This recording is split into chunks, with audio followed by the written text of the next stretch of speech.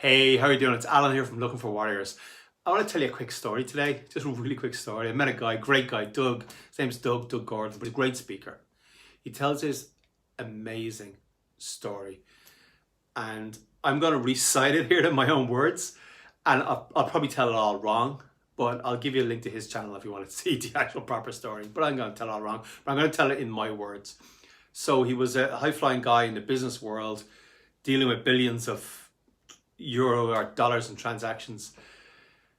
And 2008, I think everybody knows what 2008 means. I was running a business in 2008 and it wasn't a very pleasant time. And it wasn't a very pleasant time for Doug either.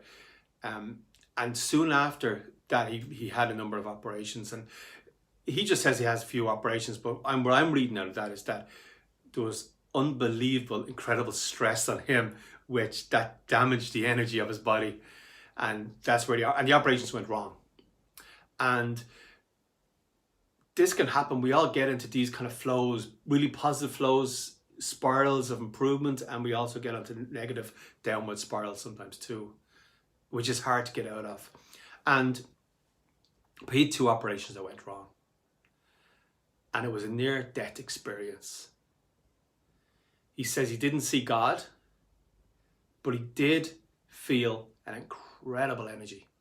It's really interesting because I'm very interested in this area. What does happen when we die? I have my own beliefs around that. And there's been lots of near-death experiences, which gives us some kind of idea. And some people will say they're just dreams or whatever. Maybe dreams are real. Who knows? But let's get back to Doug. So he felt this incredible energy. Now, whatever happened, he came back, and he's dedicated his life now to helping people, to speaking. He speaks on the radio and he speaks with people. He's dedicated his life to helping people afterwards. But he said it made him realize that everything was energy. Everything was energy. And we're connected into this energy, and we're all connected with each other.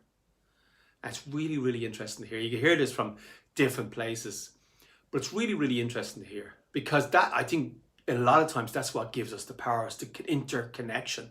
And there's always people who want to disconnect humans.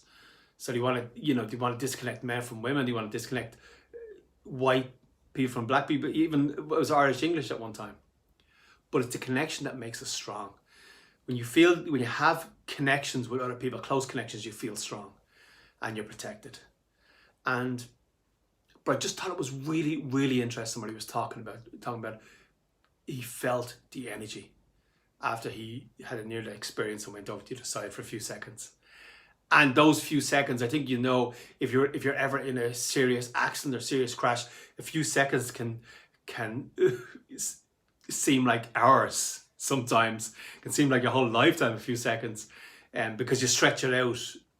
There's a Pink Floyd song where he says you stretch the frozen moments with your fear, and you can stretch out the time. But I just wanted to mention that's really, really interesting. Lots of people talk about that, about the energy, about everything being energy. And of course, we're human beings. We're physical right here now. But it's just really interesting to hear about the energy. And we're going to learn more and more about that.